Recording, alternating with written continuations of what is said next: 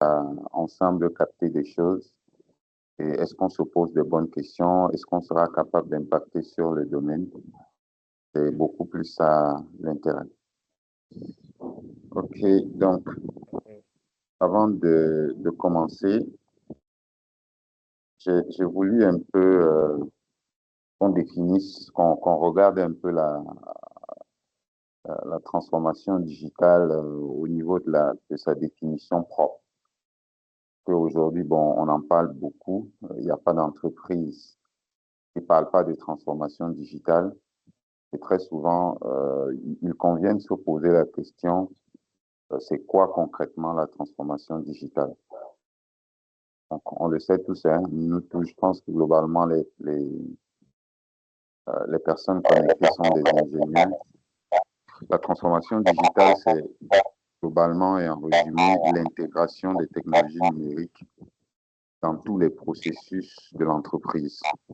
Donc, ce qui modifie profondément l'ensemble de ses activités, ce qui modifie profondément son modèle économique, ce qui modifie profondément son mindset, ce qui modifie profondément même son évolution et même sa vision. Donc, c'est ça, c'est l'intégration des technologies numériques dans les processus de l'entreprise. Et quand on parle de processus de l'entreprise ici, c'est sans exception, hein. On peut avoir tout ce qui est process de delivery du service au client. On peut parler des process RH, des process finance, des process commercial et j'en passe. Ça veut concrètement dire qu'une entreprise qui se digitalise peut voir son modèle de distribution complètement modifié, qui part d'une distribution, d'une commande physique à une livraison physique, vers peut-être une commande digitale à une livraison digitale, ou bien vers une commande digitale à une livraison physique. Donc, ça modifie vraiment nos manières de penser, ça modifie notre manière de fonctionner, nos activités. Donc, 3 mots-clés à retenir, à mon avis, hein. C'est des nouveaux usages. Ça veut dire que les comportements et les pratiques doivent changer par les technologies. Je venais de prendre un exemple tout à l'heure. Avant, pour manger, il fallait carrément aller dans un restaurant, commander, s'asseoir à manger ou bien commander pour rentrer chez soi. Aujourd'hui, le comportement n'est plus le même. On peut commander à travers une plateforme, être livré à la maison, manger et on peut donner son avis toujours à travers une plateforme. Alors qu'avant, il fallait complètement aller en agence ou faire un courrier, etc. Donc, cette digitalisation-là appelle des nouvelles technologies et qui ne s'arrêtent pas, hein. Il y a la blockchain, on n'en parle peut-être pas assez, mais dans des années futures, je suis convaincu que la blockchain va envahir l'univers numérique. On parle de l'IA, ça, je pense que tout le monde le sait, même si l'insistance est beaucoup plus faite sur les IA génératives qui ne font que monter en puissance grâce à leur capacité vraiment à substituer le raisonnement humain. On parle aussi des chatbots, on parle des VR, des assistants vocaux, et j'en passe. On parle aussi de nouvelles organisations sociétales. Je pense que c'est pas totalement... Donc, j'en parlais tout à l'heure, l'organisation sociétale. Et je ne sais pas si vous voyez complètement la presse, l'adaptation des entreprises aux nouvelles modèles économiques. Et quand on parle de modèle économique, je vais peut-être revenir dessus sur la slide qui suit. C'est vraiment tout ce qui est modèle freemium, modèle d'abonnement, modèle rattaché à l'économie collaborative. Vous avez sans doute remarqué aujourd'hui, on assiste à une très grosse ubérisation, hein, et cette ubérisation-là se positionne globalement toujours dans le phénomène lié à la transformation digitale. Et donc, quand on parle de modèle économique premium, par exemple, c'est que vous avez certainement remarqué aujourd'hui que la plupart des plateformes plus players, quand je dis plus players, ce sont des entreprises qui sont nées sur Internet, offrent le service sur Internet de A à Z, sans forcément avoir de magasin physique. Que, par exemple, ils peuvent avoir un modèle économique premium, par exemple. C'est-à-dire qu'ils t'offrent un service initialement gratuitement.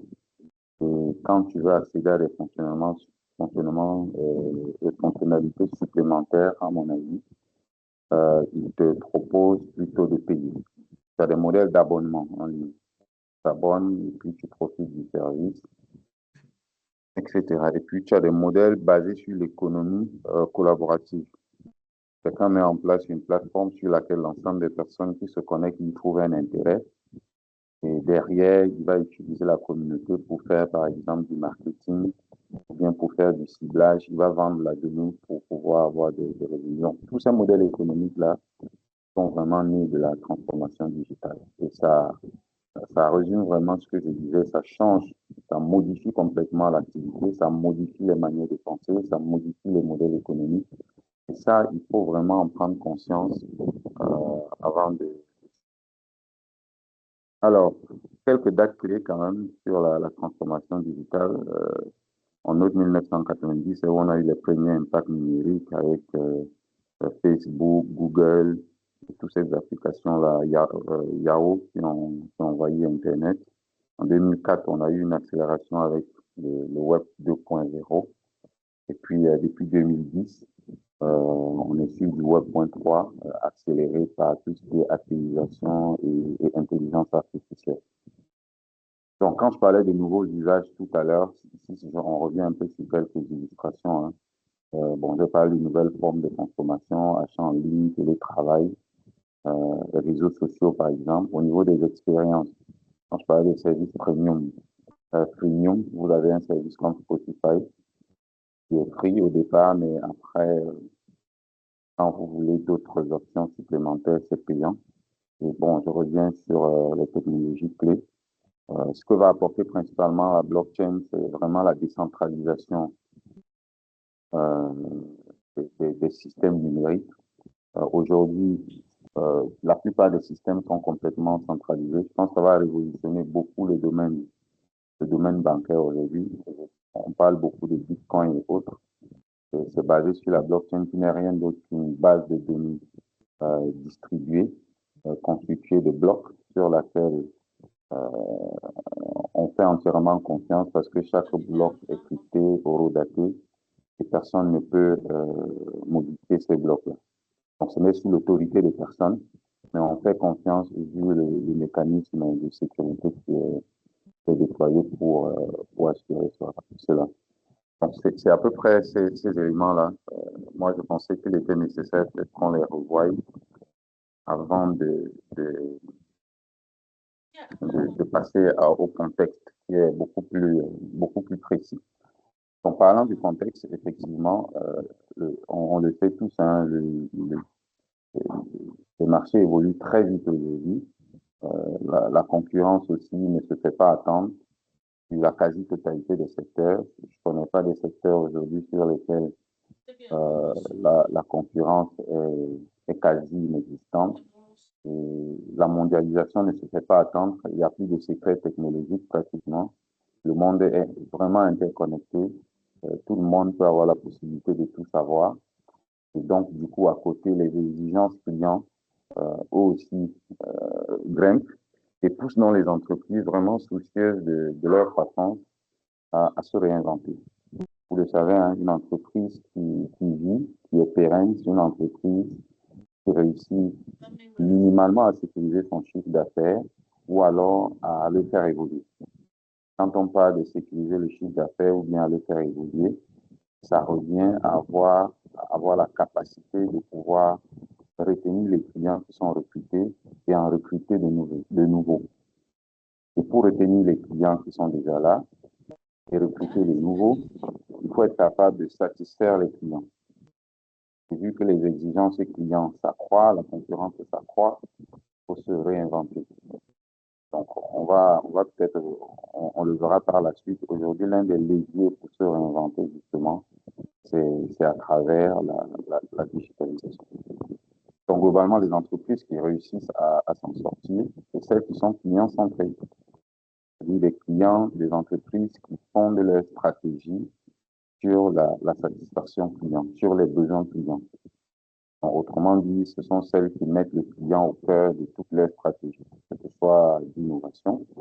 Et quand elles veulent innover, elles posent le client la question, qu'est-ce que le client veut? Qu'est-ce que le client attend?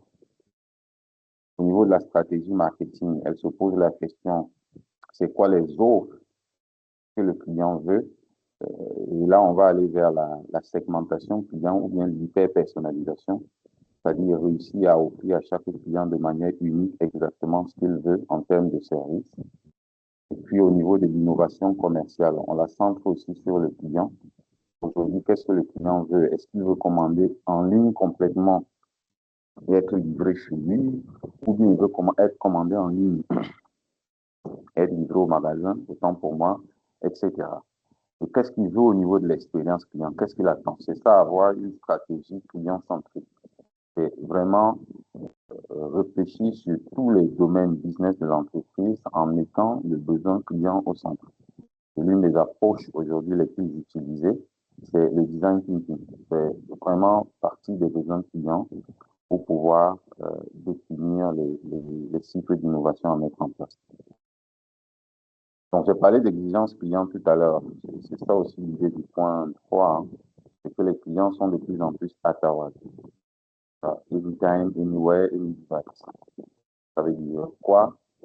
Ils sont hyper capricieux, hein. Ils veulent pouvoir bénéficier de leurs services en tout temps, peu importe le lieu, peu importe le terminal. Autrement dit, les clients sont plus capricieux et exigeants. Il faut se réinventer à chaque fois pour pouvoir les satisfaire. Donc, les leviers, comme je le disais aujourd'hui, c'est vraiment l'un des premiers leviers à utiliser, c'est la digitalisation sur son sens large qui permet d'atteindre le client de manière la plus proche possible. Donc, une fois qu'on a dit ça, ce qu'on constate aujourd'hui, c'est que toutes les entreprises se lancent dans la digitalisation. Quand je dis digitalisation, c'est au sens large, hein, avec l'IA intégrée et j'en passe. Parce qu'on ne peut pas parler aujourd'hui de digitalisation sans parler d'IA. Je vous montrerai un schéma plus bas qui illustre un peu. Tout le monde se jette dans la digitalisation, parfois sans se poser de bonnes questions, sans se poser la question de savoir où est-ce qu'on va, c'est quoi la vision, où est-ce que nous en sommes déjà en tant qu'entreprise au niveau de notre processus de digitalisation, où est-ce que nous en sommes sur la digitalisation interne, où est-ce que nous en sommes sur la digitalisation externe. On parle de digitalisation interne, on parle des processus internes, des processus métiers, des collaborateurs. Quand on parle de digitalisation externe, c'est par rapport aux interactions avec l'ensemble de nos clients. Est-ce qu'on a vraiment une stratégie? Une stratégie, c'est se fixer des objectifs à court, moyen, long terme et se donner les moyens pour atteindre ces objectifs-là.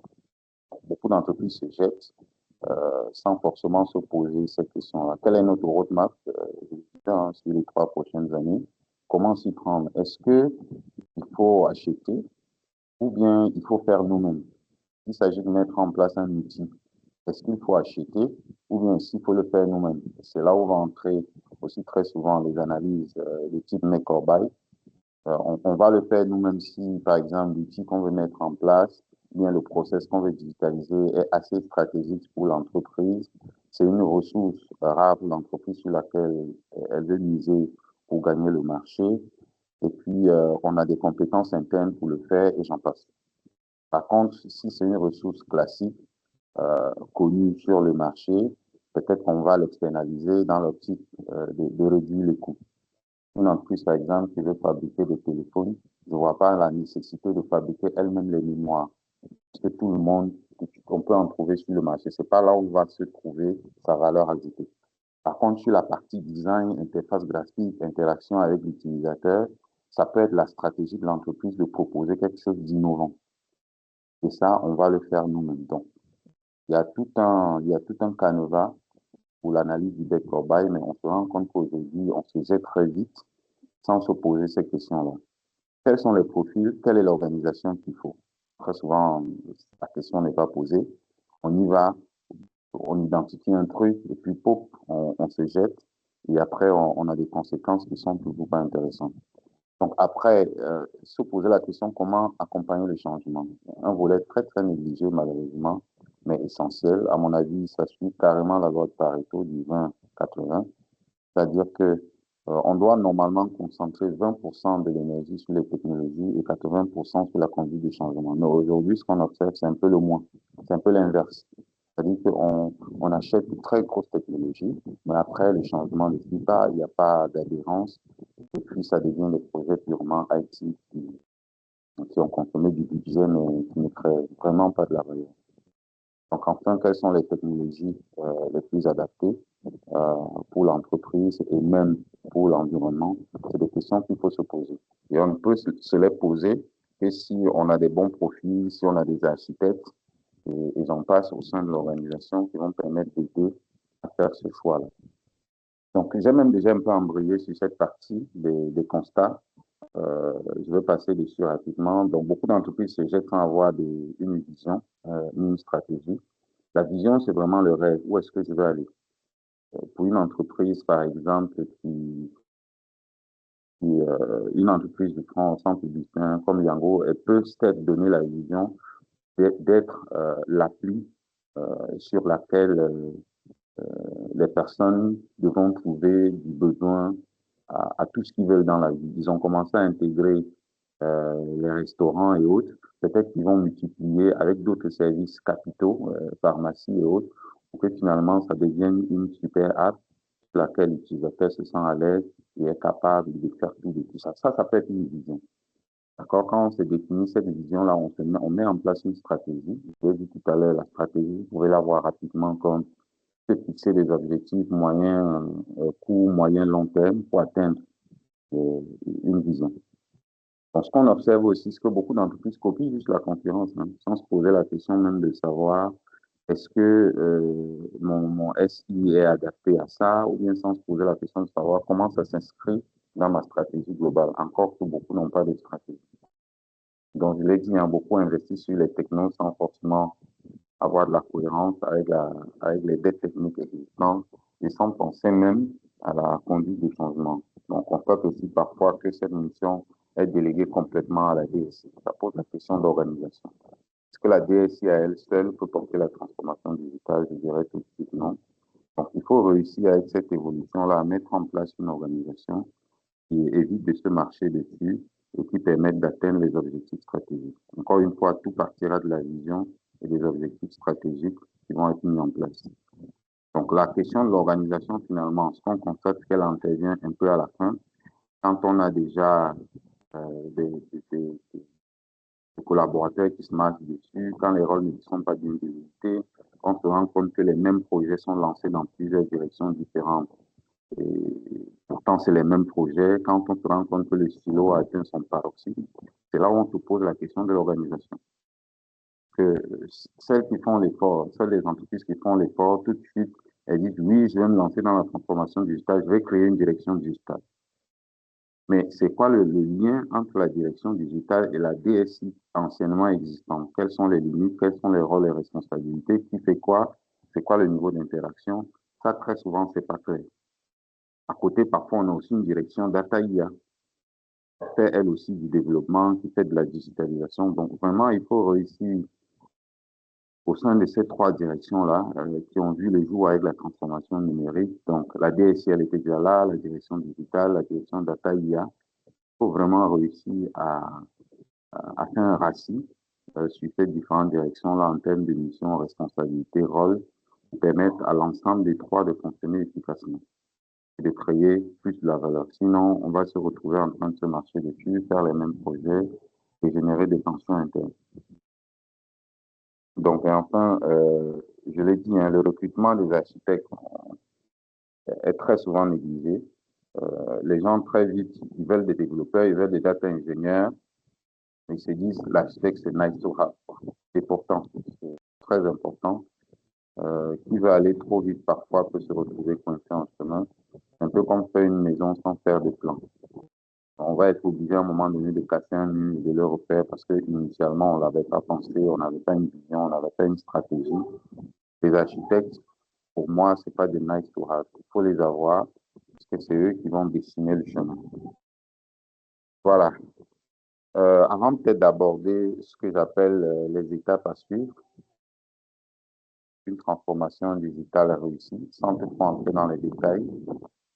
J'ai voulu partager avec vous cette citation de David Roger, qui est l'un des leaders de la transformation digitale mondiale, qui s'est formé à la Columbia Business School, que je partage d'ailleurs complètement. La transformation digitale n'est pas une question de technologie, c'est une question de stratégie et une nouvelle façon de penser. C'est vraiment fort, hein? Ça veut dire qu'il faut désapprendre. Désapprendre ici, c'est accepter que ce qu'on faisait avant, qui avait été toujours ça des années avant, peut ne plus être ça. Accepter de penser autrement, accepter d'apprendre de nouvelles choses, accepter de casser certaines choses, de les reconstruire en tenant compte du nouveau contexte et des nouvelles évolutions. Donc, ceci étant dit, les 7 étapes clés, je les fais simple, hein, 7 étapes clés pour une transformation digitale réussie. Pour moi, la phase 1, c'est tout ce qui est cadrage et stratégie. Cadrage, stratégie, vision. Aligner la vision, la direction et évaluer la maturité de l'organisation.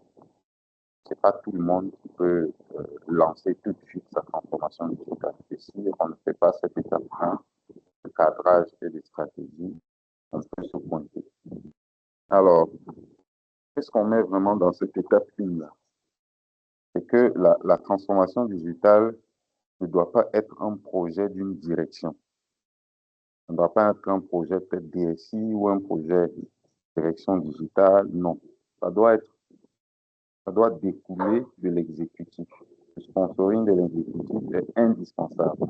Parce que comme je l'ai dit, c'est une nouvelle manière de penser aux bornes de l'entreprise. Ce n'est pas aux bornes d'une direction. Une des choses les plus compliquées aujourd'hui pour les organisations, c'est comment pour les entreprises, autant pour moi, c'est comment réorganiser leur entreprise en tenant compte de la transformation digitale sans supprimer les emplois, sans créer des frustrations. Vous voyez que cette décision-là, elle ne peut pas être prise au sein d'une direction. Elle doit être prise au niveau de l'exécutif.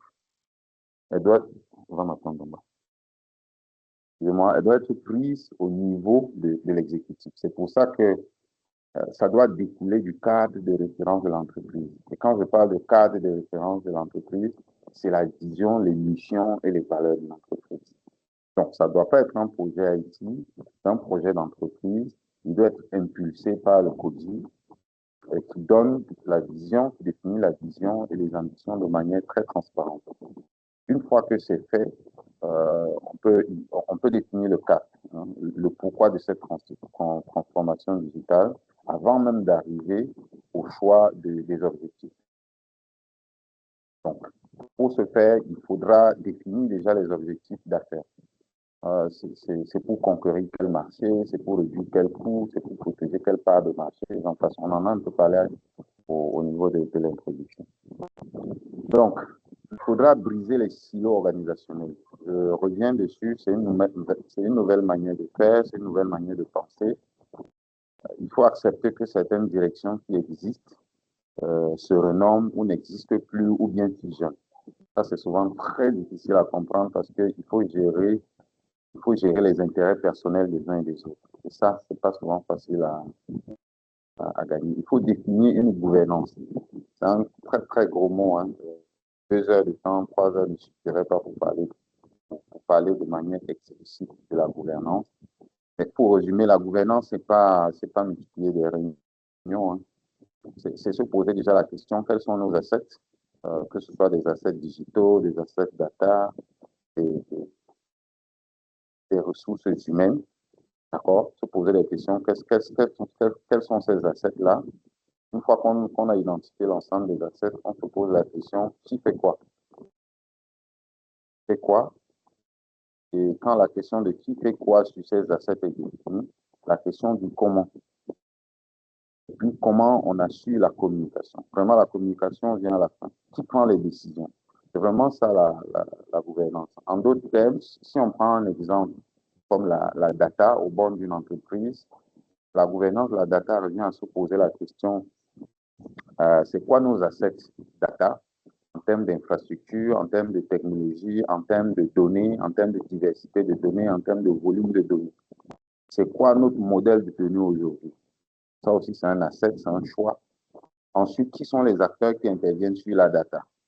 Les data ingénieurs, data scientists, data vie, jusqu'au manager, manager senior, jusqu'à l'ensemble des directions qui interviennent sur la data. Une fois qu'on a fait ça, on se pose la question aujourd'hui, qu'est-ce que nous voulons faire de notre data? Quelle est la stratégie? Une fois qu'on a défini la stratégie, on va y ressortir avec des objectifs. D'accord? Une fois qu'on a identifié ces objectifs-là avec l'ensemble des acteurs autour de la table, on va se les déléguer pour éviter que plusieurs personnes fassent la même chose. Si c'est dans des directions différentes, tant mieux. Donc, on va faire une sorte de ratio. Et puis, une fois que tout ça est mis en place maintenant, gouverner revient à faire, on va faire des revues, se rassurer que les choses se déroulent comme on a planifié. Sinon, on va prendre de nouvelles décisions pour adapter, d'où l'agilité. Donc, c'est ça qu'on met ici dans ce qui est gouvernance. Donc, c'est à peu près ça dans la phase du cadrage. Une fois qu'on a fini le cadrage, il faut analyser l'existant. Où est-ce que nous en sommes? Et pour ça, il y a deux grands volets. L'audit technologique, si vous voulez l'audit digital et data, et puis l'audit opérationnel et culturel. Donc, dans l'audit technologique et data, c'est vraiment regarder tout ce qu'on a en termes d'assets, à quel niveau de maturité on est, et essayer de cartographier ça, regarder si on a des dettes techniques, parce qu'après, il faudra les adresser. Et au niveau de l'audit opérationnel, c'est vraiment regarder sur cartographier les processus métiers clés pour repérer les inefficacités et les boulots de tremblement. Donc, en parallèle, évolue aussi un peu la culturation digitale des collaborateurs, puisque ils sont à 80% génération Z, ils sont à 80% génération X, quel est le taux de génération Y, etc. À partir de là, on peut se donner une idée sur le taux d'acculturation du digital des collaborateurs, sachant que aujourd'hui, la génération Z a une appétence beaucoup plus élevée. Et de là, définir les plans d'action, vont découler les plans d'action qui vont permettre de poursuivre sa stratégie de digitalisation. En gros, à la fin de cette étape, il faut élaborer un SWOT relatif à son projet de digitalisation. Donc, quelles sont les forces que nous avons, quelles sont les faiblesses? Les forces de la digitalisation, ça peut être aujourd'hui la génération Z, ça peut être les profils qu'on a en interne, ça peut être les infrastructures qui sont déjà disponibles, etc. En termes de faiblesses, on identifie les faiblesses. Si, par exemple, les collaborateurs sont plus de la génération X, on comprend qu'on aura des soucis de la culturation. Ça, il faut définir des actions pour ça. Puis à côté, on va regarder les opportunités. Les opportunités sont beaucoup plus externes. C'est quoi les technologies qu'on a aujourd'hui? Quelles sont celles qui sont sur le marché? Quelles sont celles qu'on peut adopter rapidement? Et puis, il ne faut pas oublier d'analyser les menaces, notamment liées à la sécurité et à l'intrusion, par exemple, dans le SI. Parce que digitaliser, c'est ouvrir le SI à l'extérieur. Quand vous ouvrez votre SI à l'extérieur, il faut vous rassurer que vous avez sécurisé tout ce qui est asset stratégique. Parce que la digitalisation n'est pas sans risque. Donc, vous sortez de là avec votre faute. Une fois que c'est fait, le pan maintenant vers l'extérieur, vers le client. Repensez l'expérience et le socle. Donc, j'ai parlé de centricité client, j'ai parlé d'expérience collaborateur, j'ai parlé aussi de la modernisation vraiment du socle. Et si le socle n'est pas modernisé, on ne va pas y arriver. Parce que, comme je l'ai dit, digitaliser, c'est ouvrir les services à l'extérieur. Et aujourd'hui, les meilleures technologies pour le faire, c'est aller sur des architectures microservices et des API. Parce que si vous allez sur des architectures monolithiques, comme c'était le cas avant, ou un peu beaucoup plus récemment, les architectures swap, c'est moins agile que tout ce qui est microservices et API. Voilà. Donc, toujours penser au client, qui est le garant de notre chiffre d'affaires, de notre sérénité, de notre croissance. Toujours penser aux collaborateurs, parce que le collaborateur, c'est les ressources internes qui garantissent la satisfaction client et donc la, la croissance du chiffre d'affaires. Je crois que cette étape 3 est faite là. On ne le dira jamais assez. Il faut valoriser la donnée. On ne peut pas parler aujourd'hui de digital sans parler de données. La donnée, c'est l'or bleu, c'est aujourd'hui un carburant très, très, très, très stratégique pour l'entreprise. Le digital nourrit la data et la data nourrit le digital. C'est un cycle. Et quand on parlait des entreprises qui veulent se positionner efficacement aujourd'hui, on a parlé des entreprises client-centriques. Client-centrique, c'est vraiment donner l'impression au client, je l'ai dit, hein, c'est construire sa stratégie autour du client et c'est donner l'impression au client qu'il est le seul de la boîte ou bien de l'entreprise. Et pour le faire, il faut avoir des données sur le client, il faut les traiter, il faut interagir avec le client, il faut être capable de lui donner la sensation d'être le seul. Quand je dis la sensation d'être le seul, je vais prendre un exemple banal, hein. Il y a par exemple certaines entreprises qui réussissent à, un exemple très simple, qui réussissent à vous dire le jour pour votre anniversaire, joyeux anniversaire. C'est très banal, mais c'est touchant. Ça touche de l'émotif et puis voilà, ça renforce le sentiment d'attachement à la marque. Or, pour le faire, il faut déjà avoir ces données-là quelque part, stockées, sécurisées, qui vont être utilisées le moment venu. Vous avez certainement entendu parler aussi des process de CBM, Customer Based Management, ou bien de VBM, Value Based Management. C'est des mécanismes qui permettent d'analyser l'historique des données clients pour construire son persona, c'est-à-dire pour construire son profil client. Vous pouvez savoir, par exemple, que ce client, il n'aime pas recevoir beaucoup d'SMS, il aime tel type de forfait, par exemple, il aime aller sur tel site, ça c'est par exemple pour un opérateur, il aime aller sur tel site, il renouvelle par exemple son forfait à telle période. Quand vous avez toutes ces informations, vous pouvez proposer au client vous pouvez interagir avec le client un peu comme si vous le connaissiez lui-même personnellement. Et les clients, ils aiment ça. Vous ne pouvez pas le faire sans l'apport de la donnée. Donc aujourd'hui, digital ne marche pas sans data. Data aussi ne marche pas sans digital. C'est vraiment deux axes essentiels pour tout ce qui est pour le programme de digitalisation. Et donc, à l'étape 5-6, ce serait un peu penser exécution et approche agile, que vous connaissez certainement déjà bien. Et voilà. Donc, ici, le message que je souhaite passer, c'est de dire, on ne peut pas tout faire d'un coup. Et il faut avoir la logique agile, c'est-à-dire une logique itérative, incrémentale, centrée sur le client, qui permette de faire des livraisons progressives. Il faut penser à une logique itérative, incrémentale, centrée sur les besoins clients qui permettent de créer de la valeur de manière progressive. C'est ça même le sens de l'agilité.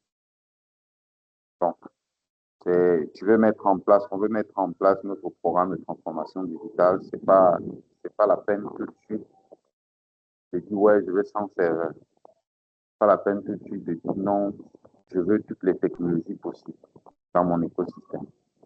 Donc, on peut aller sur des POC, on fait des petites preuves, des petits proof of concept, on montre que la valeur peut être créée pour exciter l'exécutif. Et au fur et à mesure, dans un process agile, on va pouvoir évoluer de manière à atteindre la maturité. Donc, il faut faire des quick wins, des petits déploiements progressifs, des petites victoires, les célébrer, rassurer les équipes, rassurer sur le ROI. Je n'en ai pas beaucoup parlé ici, mais c'est vraiment essentiel. Le top management ne comprend très souvent que les langages chiffrés. Qu'est-ce qu'on gagne? Qu'est-ce qu'on gagne? Donc, vous avez un projet, vous êtes dans une stratégie agile, à chaque fois, rassurez-vous de trouver au top manager pour créer de la valeur. Sinon, le projet risque de ne pas forcément se faire. Ensuite, il faut faire la mise à l'échelle. Il ne faut pas oublier le pilotage de la performance. Et un des indicateurs clés encore à ce niveau du pilotage de la performance, c'est le ROI. Je le dis avant, par exemple, sans tel use case digital, sans l'absence de tel use case data, on perdait ça, aujourd'hui on gagne ça. Je le fais de manière scientifique avec le contrôleur de gestion se rassurer que ce n'est pas discutable. Ce n'est que de cette manière qu'on continuera à investir sur le plan de transformation digitale. Ce n'est que par cette manière qu'on continuera la maturation de notre transformation digitale. Donc, quels peuvent être les pièges à éviter? Il y en a assez, hein? Il y en a assez. Mais ici, on va regarder quelques-uns. Déjà, ce qu'il faut savoir, c'est que 70% des projets de transformation digitale n'atteignent pas leur objectif. Je ne sais pas si ça, vous le saviez. 70% même, je dirais, 80%. Je ne sais pas si ça, vous le saviez. Effectivement, c'est le cas à cause de ce qu'on a un peu dit en amont. On se jette, on suit l'effet de masse, on ne se pose pas de bonnes questions, on réinvestit 3, 4, 5 fois sur la même chose avant de réussir. Voilà. Donc, les pièges à éviter et éviter les gadgets technologiques. Qu'est-ce que ça veut dire, le syndrome de gadget technologique? Il y a plus de gens qui se connectent, du coup, ça me perturbe parfois. Donc, investir dans une technologie juste pour dire, ouais, j'ai cette technologie. D'accord? Si, par exemple, aujourd'hui, non, moi, j'ai la blockchain dans mes environnements. Mais à quoi ça sert? Oui, la blockchain, c'est vraiment une technologie novatrice, tout le monde en parle, c'est pas tout le monde qui la maîtrise. Mais honnêtement, qu'est-ce que ça apporte aujourd'hui dans ton contexte de l'avoir dans ton environnement? Il faut se poser cette question-là. Il ne faut pas faire du techno-push. Le techno-push, c'est de faire de l'innovation technologique qui n'apporte pas de la valeur au business. Pour moi, comme j'ai bien l'habitude d'aller dire, c'est faire une invention. Parce qu'il y a une différence entre une invention et une innovation. Une invention, quelque chose que tu crées mais qui ne sert encore à personne. Une innovation, elle devient une innovation quand elle devient utile aux gens. Donc, dans le cas de la transformation digitale, éviter les inventions. On laisse ça pour les scientifiques, éviter les techno-push. Il faut faire de l'innovation. L'innovation, c'est créer quelque chose qui apporte de la valeur. Parce que s'il n'y a pas de création de la valeur, forcément, il y a des pertes. Donc, on a beaucoup parlé de la délégation exclusive au DSI. Non, il faut repenser l'organisation. Il ne faut pas confier cette tâche complètement au DSI sous peine de voir 80% de vos projets échouer. La digitalisation, ce n'est pas un projet informatique. C'est un projet de l'entreprise. Troisième piège, sous-estimer la résistance culturelle. Négliger la conduite au changement, la formation et la communication. Cela va entraîner des rejets massifs, des nouveaux outils par des équipes. À quoi ça sert de développer un outil qui n'est pas utilisé? Si vous développez un outil qui n'est pas utilisé, vous n'avez rien développé. Vous n'avez rien fait. Vous avez fait du techno-push. Donc, évitons souvent de dire, ouais, j'ai développé mon application, ça marche bien, mais il n'utilise pas. En général, si le business n'utilise pas, c'est que ça ne répond pas à ses besoins. Ça revient un peu sur le point du techno-push.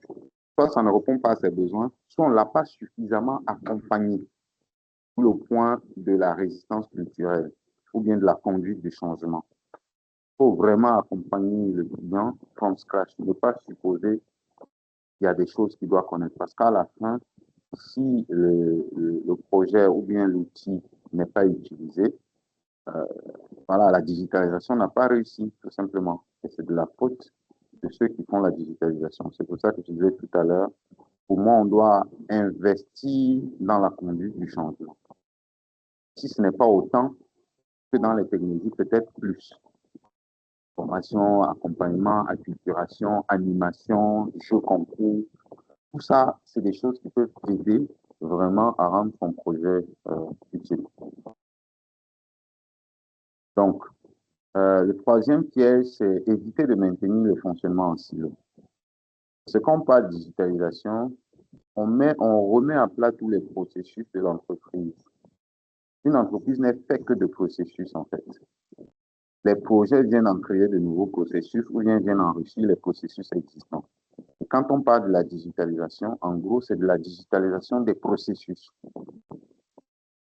Et quand les processus sont digitalisés, pour que ça marche et que ce soit efficace, il faudrait que toute l'organisation fonctionnent ensemble. On doit briser les silos. Et très souvent, ce qu'on remarque, c'est on reste en silo, mais on pense digitalisation, on a un bout du process ici, on a un bout du process là-bas. Finalement, la digitalisation, dans la digitalisation, il y a toujours du manuel. Et fin des courses, les clients se découragent et puis le projet même. Donc, digitaliser des processus isolés sans repenser l'expérience transverse, ce qui empêche d'offrir une expérience omnicanal.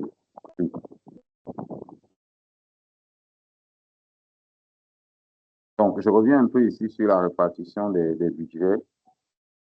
C'est un peu empirique, mais je pense que le message que je souhaite passer ici, c'est de dire la conduite du changement, il faut la prendre au sérieux dans le processus de digitalisation. Il ne faut pas le faire en nice to have. Peut-être à travers un mail. Hello, nous avons mis en place une nouvelle application qui permet de faire ceci. Veuillez vous connecter. Voici le lien. Si vous avez besoin de questions, appelez tel numéro. Très souvent, c'est comme ça que ça se passe. Mais c'est une grosse erreur. Il faut animer, il faut accompagner, il faut envoyer des équipes même, faire du babysitting auprès des utilisateurs, avoir des coachs, peut-être par direction, des ambassadeurs, mettre en place un système de gamification qui peut encourager les gens à utiliser l'outil, etc. Surtout si c'est un outil qu'on a pensé au niveau stratégique, qui doit apporter de la valeur à l'entreprise. Et puis, j'ai parlé de la refonte des processus. On ne peut pas digitaliser aujourd'hui en tenant compte des erreurs d'hier. Pas digitaliser l'existant tel quel. Dans la phase d'analyse de SWOT, là, il faut ressortir les forces et les faiblesses. Parmi les faiblesses, si on a des faiblesses sur certains processus, il faut les repenser avant de les digitaliser. Donc, et pour ça, il faut consacrer aussi du budget à cette partie-là. Et enfin, le budget sur les technologies. Bon, là, c'est inévitable. Quand on pense digitalisation, on pense directement au budget technologique. Mais je souhaitais quand même parler de la partie conduite du changement et refonte des processus. Donc, chose promise, chose faite. Je vous présente un peu l'image qui traduit vraiment le fait que la digitalisation aujourd'hui, c'est la data et l'IA. C'est imbriqué. Et on peut bien le voir, l'IA est carrément au centre du processus, alors qu'on parle de digitalisation. Donc, cette image, je l'ai extraite d'un cours de la Sorbonne sur la digitalisation. Elle date de 2021. Vous pouvez très bien voir que au centre, on ne cessera pas de parler de business intelligent, de IA, de données, de plateformes analytiques autour desquelles gravitent maintenant tout ce qui est outils visibles relatifs à la digitalisation. Voilà. Donc, je vous laisse quelques secondes pour l'apprécier. Je pense que les concepts un peu technologiques dont on a parlé tout à l'heure, ils sont pratiquement tout. Voilà. Ceci étant dit, j'ai respecté ce que Youssouf m'a demandé. Je pense qu'on est pratiquement à 45 minutes, Youssouf. Euh, Place aux questions et aux réponses.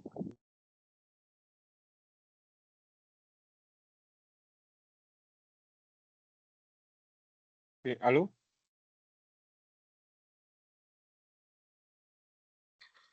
Donc, Youssouf, je ne sais pas comment cette étape s'organise. Je te laisse donner la parole au fur et à mesure. Mhm. OK. Donc, Allô, allô, vous merci à... m'entendez? Oui, oui, on vous attend aussi. Moi, je n'entends personne, hein. Euh, Allô? Allô? Oui, on vous entend. Ah, très bien. J'espère que je ne parlais pas dans le vide. allô? Je vous entendais pas. J'espère que je ne parlais pas dans le vide. Ah non, non, Non, non, on non. vous a suivi, en tout cas. Bien, Ok, on vous oui. entend bien. D'accord. J'espère aussi qu'il n'y a pas eu de questions que j'ai sautées parce que j'ai remarqué que mon haut-parleur était coupé là. OK. The floor is yours.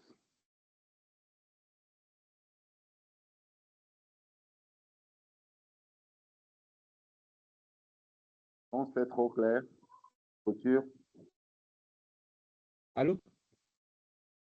Oui, il faut que je t'entends, hein. OK. Chief, merci pour votre brillante présentation. Nous allons passer à la seconde phase de notre masterclass. Ce sera les questions-réponses. Déjà, d'entrée de jeu, il y a deux questions. D'accord. Il y a deux questions. La première question, c'est comment peut-on évaluer la maturité digitale de l'entreprise afin de tracer la trajectoire alignée à la vision et à l'ambition de l'entreprise? OK. Pour évaluer la maturation digitale, il y a deux axes. Soit on l'évalue par rapport à notre stratégie, soit on l'évalue par rapport à un référentiel. Le référentiel, très souvent, peut aussi être issu de la stratégie du groupe. Bon, ici, c'est une entreprise multifiliale. Donc, avoir un référentiel, c'est de se dire où est-ce qu'on veut aller et énumérer les KPI sur lesquels on va s'évaluer au fil des années pour définir notre niveau de maturité. En général, ce niveau de maturité-là va aller de 0 à 5. Donc, première étape, choisir le référentiel. Ça peut être un référentiel interne à l'entreprise, dicté par la direction générale, avec un ensemble de KPI et un certain nombre de DAX. Deuxièmement, ça peut être un référentiel public qui est choisi pour évaluer la maturité. Surtout que si vous faites le choix d'un référentiel public, soyez vérifiez que ça répond à votre contexte. Sinon, vous pouvez faire du techno-push. Pourquoi? Parce qu'un référentiel de transformation digitale, peut-être en zone Europe, n'est pas forcément adapté à une entreprise en Côte d'Ivoire ou au Cameroun ou bien, je ne sais pas, au Kenya. Eux, ils seront peut-être en train de dire, est-ce que lui, il a telle technologie dans la chaîne et est-ce qu'il a des profils par rapport à ça? Toi, peut-être durant toute ta vie, toute la vie de ton entreprise jusqu'à la mort, tu n'auras jamais besoin de cette techno ni de cette expertise-là. Donc, première chose, on définit la vision de l'entreprise par rapport à la transformation digitale. Deuxième chose, à partir de la vision, on va construire un plan stratégique de la transformation digitale. Quand on a un plan stratégique, à l'intérieur, on a des objectifs sur les différents axes, sur l'infrastructure, sur le NPS de nos outils, sur les profils, sur, sur la valeur, sur la création de la valeur qu'on attend. On peut avoir un ensemble de KPI comme ça qui sont dans un référentiel qu'on va suivre. Donc, on sort de là avec le référentiel qui va nous permettre d'évaluer notre maturité digitale. Une fois qu'on a le référentiel maintenant, dans lequel on aura des KPI qui permettra de dire si on est à l'étape 1, à l'étape 2 ou bien à l'étape 5, on fait maintenant notre diagnostic. Quand on fait notre diagnostic ou bien notre audit, à l'issue de l'audit, on se marque sur la case. On peut se dire, on fait ça chaque 1 an, chaque 2 ans, chaque 3 ans. Je ne sais pas si ça répond à votre question. Si, il y a Elom Apito. Je ne sais pas si ça vous satisfait comme réponse ou bien si vous avez des additifs. Vous pouvez lever la main et puis parler.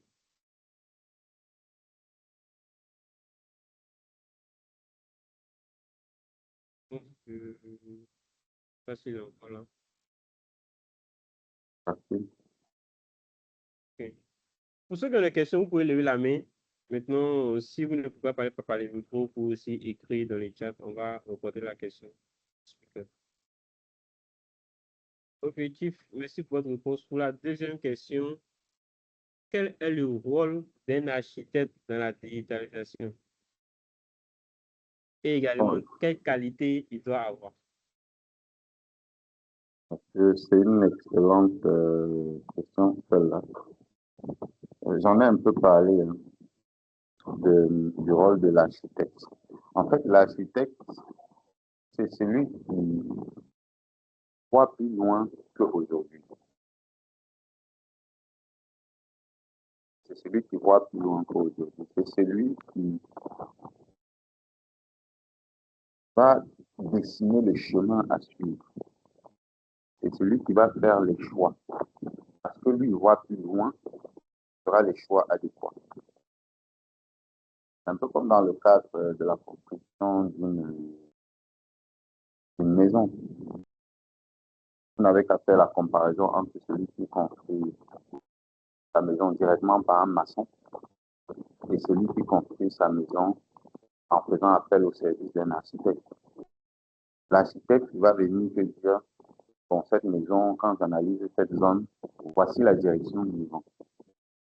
Le vent va de l'est à l'ouest. Si tu veux faire, par exemple, des fenêtres, il vaut mieux positionner les fenêtres ici. Le maçon, lui, sait qu'il faut positionner les fenêtres. Il sait que sur une maison, il faut positionner les fenêtres, mais il ne sait pas où les positionner, forcément.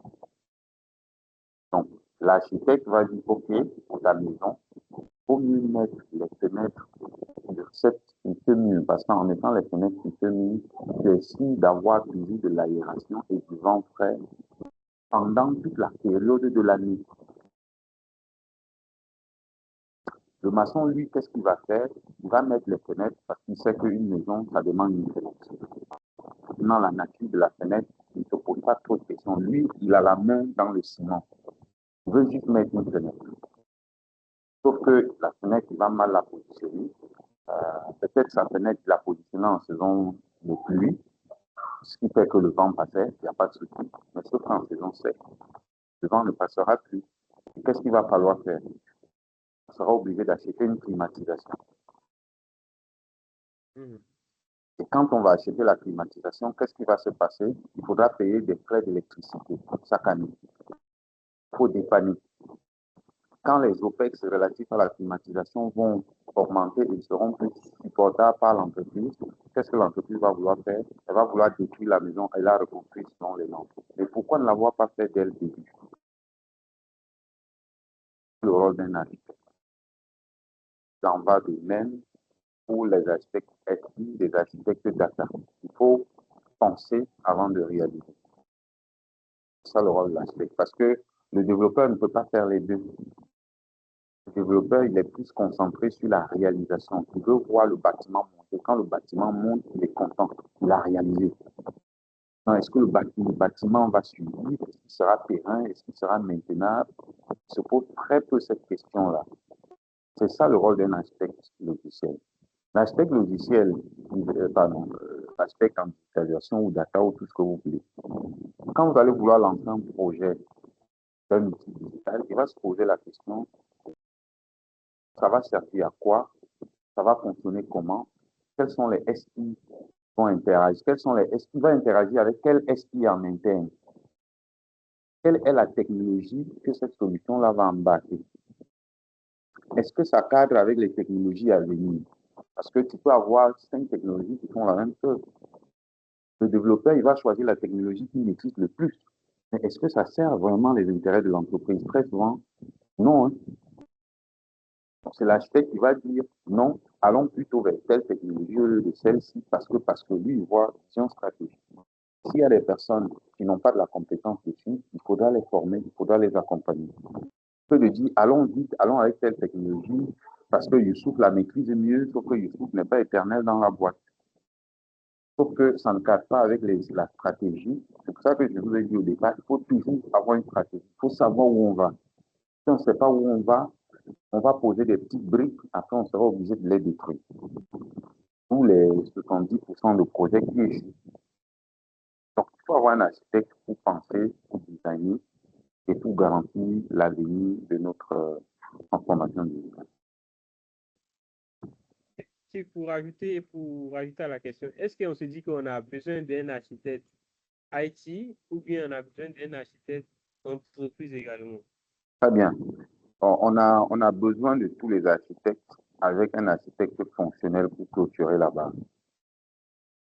On a besoin d'un architecte data. On peut avoir quelqu'un qui a les deux profils, hein, ce n'est pas exclu, mais tu dois avoir un architecte data, tu dois avoir un architecte digital, tu dois avoir un architecte SI même, niveau infra, et tout ce qui va avec. Puis tu dois aussi avoir un architecte fonctionnel. L'architecte fonctionnel est un peu au défi pour voir fonctionnellement est-ce que ça va marcher. Et c'est lui qui a pour rôle de faire converger l'ensemble des architectes pour que la solution qu'on a à la fin soit une solution serviable, va permettre de créer de la valeur.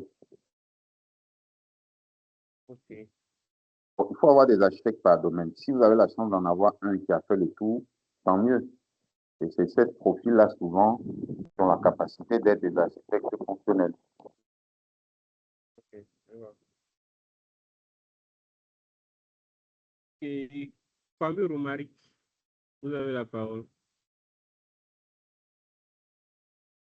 Ok, merci beaucoup, Youssouf, pour la parole. Donc, je tiens d'abord à remercier le conférencier pour cette présentation de taille bien expliquée. Alors, j'avoue que j'ai compris beaucoup de choses concernant la digitalisation, le suivi de la transformation digitale. Il a insisté beaucoup sur la vision. Voilà, comme quoi la vision était vraiment nécessaire déjà pour la bonne implémentation du projet.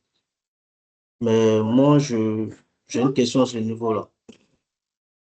Comment est-ce qu'on arrive à communiquer avec exactitude cette vision-là? Parce qu'on peut avoir une bonne vision, mais si on n'arrive pas à transmettre cette vision à toute l'organisation, c'est clair que les gens seront hésitants, n'est-ce pas, dans l'adoption même du projet, n'est-ce pas, dans son ensemble. Donc, je veux bien savoir si il a vraiment une stratégie, n'est-ce pas, clé en main pour pouvoir communiquer au mieux la vision de sorte que les parties prenantes puissent l'adopter facilement.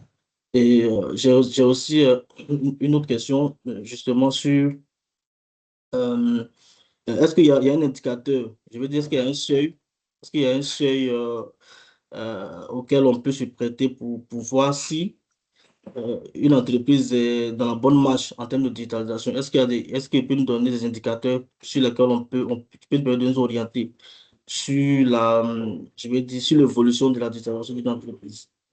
Je veux dire que, est-ce qu'il y a un seuil qu'on peut dire, à partir de ce seuil-là, l'entreprise est en train d'être, d'aller dans la bonne marche vers la digitalisation? Voilà, donc, voici un peu mes préoccupations. OK, j'espère que j'ai bien enregistré ces deux questions. Je vais peut-être commencer à noter, hein, parce que quand deux questions sont enchaînées comme ça, je peux perdre le fil. Dans la première question sur la vision, peut-être que je vais te redemander les questions sur la deuxième question, mais la première question sur la vision, j'aimerais savoir, est-ce que tu te positionnes en tant que qui quand tu poses cette question? Tu te positionnes en tant que PDG d'une boîte ou bien tu te positionnes en tant qu'expert digital? Quand tu poses la question comment communiquer sur sa vision et tout, parce que la réponse sera différente selon la position. Bon, je me positionne comme je vais dire, celui qui a initié le projet, celui qui a initié en fait, comment on appelle ça, le projet en fait de transformation digitale. Donc, celui qui Ok, initie en fait le projet. ok, très bien. Donc, première des choses, je l'ai dit à l'entame, la transformation digitale doit être portée par l'exécutif prioritairement. Elle doit être portée par l'exécutif. Donc, si l'exécutif ne la porte pas, je pense que la première étape, c'est de réussir à la faire porter par l'exécutif. Donc, si tu es un porteur d'idées au sein d'une entreprise, peut-être tu es un manager ou bien développeur ou bien autre, et que tu as une vision par rapport à une transformation digitale, le seul moyen de toi t'en sortir et de faire vendre ton idée, c'est de faire un proof of concept. D'accord? Tu fais un proof of concept et tu montres la valeur qui a été créée à travers ça, ou bien la valeur qui peut être créée à travers ça.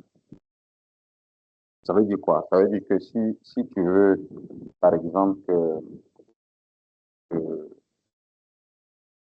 n'importe quoi, hein, si tu veux, par exemple, que les clients de ton entreprise euh, demandent leur service sur une plateforme, soit service sur la plateforme, et puis que leur expérience client soit gérée sur la plateforme, tu es obligé de proposer une application qui le fait. ou de bien de montrer, même si c'est pas toi qui l'as développé, tu es obligé d'identifier une application qui le fait, un environnement dans lequel cela s'est produit, une entreprise qui l'a mis en marche, avec le retour d'expérience de cette entreprise-là et ce qu'elles ont gagné, et montrer le lien entre cette entreprise-là et ton entreprise. Ce n'est que ce type de discours que l'exécutif peut comprendre. Et quand tu as réussi à monter un dossier comme ça, tu vas forcément, quand il y a la valeur créée, personne ne va tuer le projet. Hein. Tout le monde va vouloir être dans la chaîne de ce projet-là. Si tu as un manager sur toi et qui est de bonne foi, il va porter le projet jusqu'au niveau exécutif. Et si l'exécutif achète le projet, c'est terminé. Il va faire descendre le projet au sein de l'organisation. C'est toujours plus facile à l'exécutif ou au PDG de partager la vision, de faire descendre la vision qu'un collaborateur au bas de l'échelle. Donc toi, en ta position, tu portes juste un projet, tu n'es pas un PDG, tu es obligé de prouver. En résumé, c'est ça la réponse à ta question. Tu es obligé de prouver la création de la valeur à travers ce que tu proposes. Si tu ne peux pas prouver la création de la valeur et que tu restes dans les discours et la vision, ça ne marchera pas. Je ne sais pas si ça répond à ta première question. Oui, oui, c'est clair. Merci beaucoup. Très bien. Donc, être factuel. Deuxième chose, sur comment on peut évaluer la maturité digitale d'une entreprise. C'était ça? Oh, oui, oui, c'était ça. Est-ce qu'il y a des indicateurs, en fait, qui peuvent nous permettre de voir à quel niveau l'entreprise est de façon digitale? C'est exactement ça. Ouais. Il faut partir des processus de l'entreprise. Je vous ai dit tout à l'heure que l'entreprise, ce n'est qu'un ensemble de processus interconnectés. Tout ce qu'on fait au quotidien dans une entreprise, c'est intervenir dans un processus. Il n'y a pas autre chose. Bon, il y a ceux qui travaillent sur les projets, mais j'ai dit les projets, eux, viennent créer de nouveaux processus, viennent nourrir les processus existants. Donc, pour évaluer la maturité digitale d'une entreprise, ça revient à se poser la question sur combien de processus sont digitalisés sur les processus globaux. Ça, c'est le premier indicateur. Combien de processus? Déjà, il y a combien de processus? Hein? Combien de processus sont digitalisés? Ça, c'est la deuxième chose. Troisième chose, c'est comment ils sont digitalisés. Ça peut être à travers des outils. Toujours à travers des outils, ou bien à travers des robots, à travers des IA et tout. C'est se poser la question, combien de ces outils sont effectivement utilisés? Il ne suffit pas d'avoir des outils pêle-mêle, versés pêle-mêle, mais que personne n'utilise. D'accord? Donc, combien de process au bord de l'entreprise? Combien sont utilisés? Pardon, combien sont digitalisés d'abord? Ça, c'est un premier plan. Combien sont utilisés? Deuxième plan. C'est quoi le taux de disponibilité de chacun de ces outils-là? Il ne suffit pas de créer un outil qui est disponible une fois sur 100 dans l'année. C'est pas de la digitalisation. C'est quoi le taux de disponibilité de l'ensemble des outils? C'est quoi le NPS sur chacun des outils? NPS salarié si c'est des outils internes et puis NPS client si c'est des outils externes. Donc, je préfère me limiter sur cela. C'est des indicateurs macro qu'on peut décliner de plus en plus pour évaluer la maturité digitale d'une entreprise. Ça reprend ta question? Oui, oui, oui, oui. Mais bon, s'il y a encore du temps pour moi, Youssouf, je veux bien savoir, déjà, il parlait de processus, mais j'ai envie de savoir à à quel moment on se rend compte que le processus est bien défini. Voilà, parce que dans les résistances, très souvent, on se dit, bon, un processus sur l'automatisme, ça va me permettre peut-être d'être inutile. Voilà, ça va faire que je serai inutile dans l'entreprise, par exemple. Donc, à quel moment on sait que le processus qu'on décrit là est vraiment, permet de vraiment résoudre, je vais dire, toute la chaîne des valeurs, en fait, concernant une tâche bien définie. Là, tu attaques un autre sujet, la conduite du changement. Je dis tout à l'heure, la digitalisation, c'est penser autrement. Et si on ne fait pas bien la conduite au changement, les gens ne vont pas penser autrement. Et les gens vont penser que digitaliser va faire disparaître leur boulot. Alors que digitaliser, en fait, c'est transformer. D'accord? Et tout ça, c'est dans la stratégie. Et c'est pour ça que je dis, si on ne pense pas ça globalement dans la stratégie, qu'est-ce qu'on fait, les processus qu'on va digitaliser, les personnes qui sont dessus, qu'est-ce qu'on fait d'eux, est-ce qu'on les forme, est-ce qu'on les reconvertit, est-ce que ça va créer de la résistance. C'est pour ça qu'il faut penser avant. Il faut avoir une vision, il faut avoir une stratégie. Personne ne doit perdre son boulot. L'objectif à la fin, c'est de créer plus de valeur avec les ressources qu'on a. Parce que si d'entrée de jeu, les gens pensent que digitaliser va les rendre inutiles, évidemment, ils vont, ils vont se braquer. Mais si on a pensé le truc depuis le début, et on a dit voilà tel truc qu'on veut digitaliser, voilà tel truc qu'on va digitaliser, voilà comment on se réorganise. Je parlais de la réorganisation dans ma présentation. Voilà comment on se réorganise. Telle personne qui était sur tel périmètre va se former sur tel périmètre. Bon, ça, c'est pas en dictature. Hein. C'est-à-dire que c'est un projet global sur lequel on pense, on discute avec des gens, on pense reconversion, on rassure tout le monde. Une fois que les gens sont rassurés et qu'ils savent que la digitalisation, c'est pour créer plus de valeur. Et quand il y a plus de valeur dans l'entreprise, tout le monde aura plus de bonus. Les gens vont se prêter au jeu. Maintenant, la question de est-ce que le processus est bien structuré? Une fois que tout le monde est aligné sur le même objectif, je pense que les gens comprendront la restructuration ou pas d'un processus. Ils vont mieux coopérer pour faire avancer les choses. Donc, voilà ce que j'avais à dire sur ce point-là. Parce que ça... Tu remarques, je ne sais pas si c'est OK pour toi. Oui, c'est OK. C'était ma dernière question. C'est OK. Merci. OK, on va passer au péri Oscar. Vous pouvez y aller pour votre question. D'accord. Alors, bonjour Tiff, bonjour tout le monde. Merci Tiff pour cette brillante exposition. Alors, moi, j'ai principalement deux questions. La première question, c'est, bon, je vous ai pris en cours, et donc si je repose en fait peut-être une question en fait qui a été déjà posée, Youssouf, tu n'hésiteras pas en fait à m'intervenir en fait sur ce point-là. Alors, ma première question, c'est, Tiff, comment pouvez-vous distinguer une transformation digitale réussie d'une transformation qui a juste coûté cher et produit une nouvelle couche de complexité? Ça, c'est la première question. La seconde, c'est, Tiff, quand vous prenez en fait du recul, quelle est la décision que vous référez différemment et pourquoi vous ne l'avez pas vu venir à l'époque? Donc, c'est juste ces deux questions en fait. Merci. OK. Je pense que tu es vraiment venu en retard. Ta première question, c'était qu'est-ce qui distingue une transformation digitale réussie d'une transformation digitale qui a échoué, c'est ça? C'est justement ça, Tiff. Oui, je pense que j'ai un peu répondu à cette question tout à l'heure. Quand je répondais à la question de Romaric, qui me posait la question sur des indicateurs. Indicateurs qui permettent de se rendre compte que la transformation digitale a réussi ou pas. J'ai parlé du taux de processus digitalisé, ça c'est une chose. J'ai parlé de taux de disponibilité des processus digitalisés, ou bien des outils qui ont servi à faire de la digitalisation. J'ai parlé du...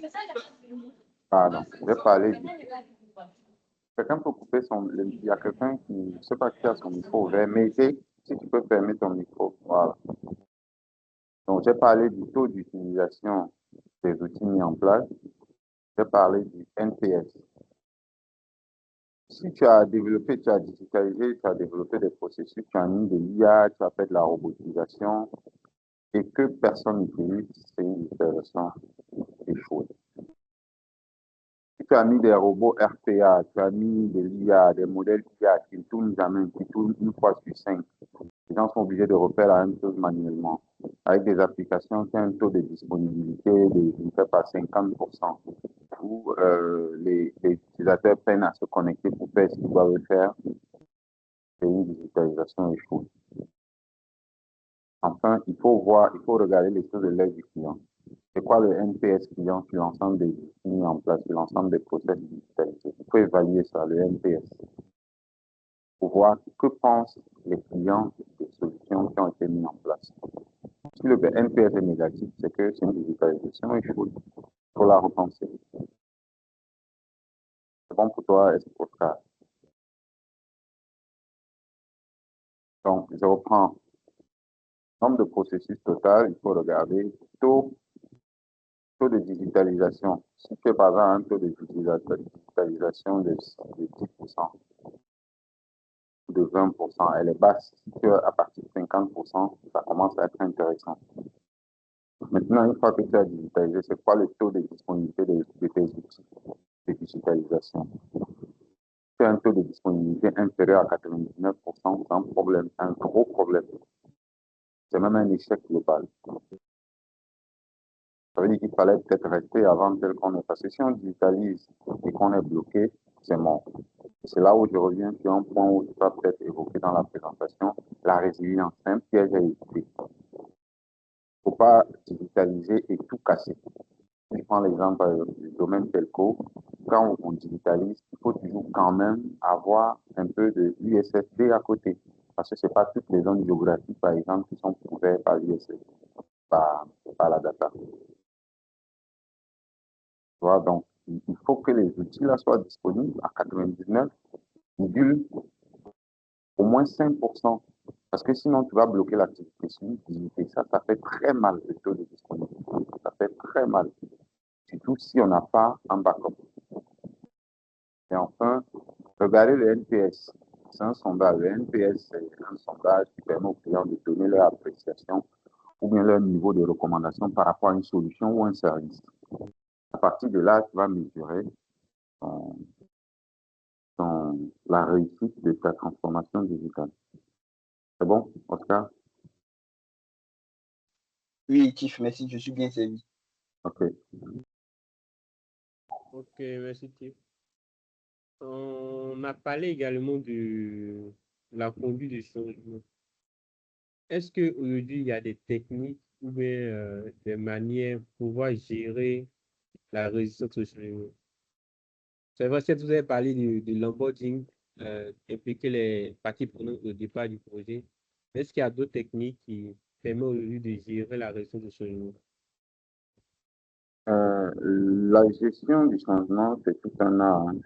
Ça peut faire l'objet d'une autre conférence, si ça suffit même. Mais c'est tout un art. Je vais peut-être juste vous donner les références pour gérer la conduite du changement. La conduite du changement, c'est un parcours. Il est très rare de voir des gens accueillir directement le changement. Et on s'inspire très souvent de la courbe du deuil. Je ne sais pas si vous avez entendu parler. La courbe du deuil inspire souvent sur la gestion du changement. Partant de l'état de choc à la colère, à l'acceptation et à l'adoption. Le nom, c'est la courbe La courbe du deuil. Deuil comme le vrai deuil. Ok, d'accord, la courbe. Voilà, tapez sur Google, vous allez voir les étapes émotionnelles que traverse une personne lorsqu'on lui annonce un changement. Connaître ces étapes-là vous permet de mieux gérer la communication parce que tout ce que vous allez faire comme action autour, si vous ne savez pas à quelle étape se retrouvent les personnes sujets au changement, vous allez faire des communications foireuses et puis vous allez accélérer la résistance, vous allez accroître la résistance.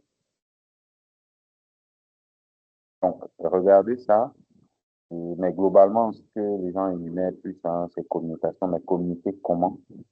Ça, c'est le plus important. C'est formation. Former comment? Former sur quoi? Est-ce que c'est la réorientation aussi?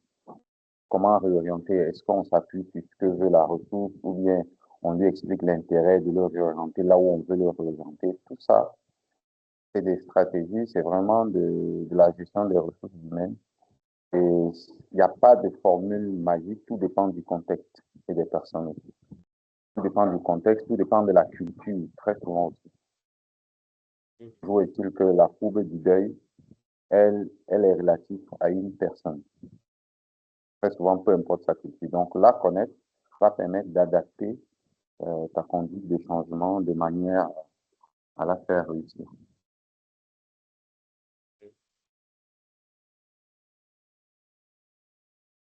Merci pour votre réponse. Si on continue, il y a d'autres questions dans le chat. Mais tout d'abord, on va prendre la question du président d'abonnés qui a levé la Moi, je n'ai main. pas regardé les questions du chat, hein, juste. Donc, C'est moi que je vais vous rapporter ça. Fait. ok. Monsieur Daboné, vous avez la parole. Ok, merci bien Youssouf. Bonjour à tous. Merci Monsieur Thio pour votre exposé et l'orientation pratique qui lui a été donnée. Alors, j'ai une question qui porte sur l'organisation qu'il va falloir mettre en œuvre pour porter cette transformation digitale. Et je pense que vous l'avez aussi si bien adressé dans votre exposé, qui devrait représenter, j'ai envie de dire, l'épine dorsale qui porterait cette transformation, au sens où la transformation digitale est avant tout une transformation qui est transversale, une transformation qui aussi allie la conduite de changement. Donc la question, c'est comment une entreprise devrait organiser ses équipes de sorte à avoir cette transversalité qui puisse permettre d'embarquer toutes les parties prenantes avec un taux d'acceptance important. Est-ce qu'il va falloir en ce moment avoir une sorte d'organisation matricielle qui puisse permettre des rattachements multiples, de sorte que toutes les directions se sentent impliquées, ou il faut une organisation de type fonctionnel avec une prééminence peut-être sur un secrétaire général qui devra décliner toute la stratégie digitale avec en son sein l'ensemble des fonctions support. En fait, la question, c'est de savoir comment j'organise de sorte que je puisse embarquer à la fois tout le monde. Ou bien c'est un modèle hiérarchique puisqu'on a un sponsoring important du top management, notamment du SG. Est-ce que ça devrait être une direction qui lui est rattachée avec une hiérarchie importante sur l'ensemble des directions? Donc, comment je positionne l'équipe qui puisse porter cette transformation-là, de sorte à la rendre réalisable, acceptée de tous, et que ça soit véritablement transversal et que la conduite de changement puisse suivre. Donc, c'est un peu ça l'orientation que je voudrais donner à ma question. Ok, merci d'abonner. Je ne suis pas sûr d'avoir capté l'intégralité de ta question, mais je vais essayer de me redire pour être sûr que j'ai bien compris. Ta question, c'est comment repenser l'organisation pour tenir les enjeux de la transformation digitale. Est-ce qu'on va vers une organisation hiérarchique ou bien matricielle ou bien tu as cité une autre là, c'était quoi? Fonctionnel, hiérarchique. Fonctionnel. Donc,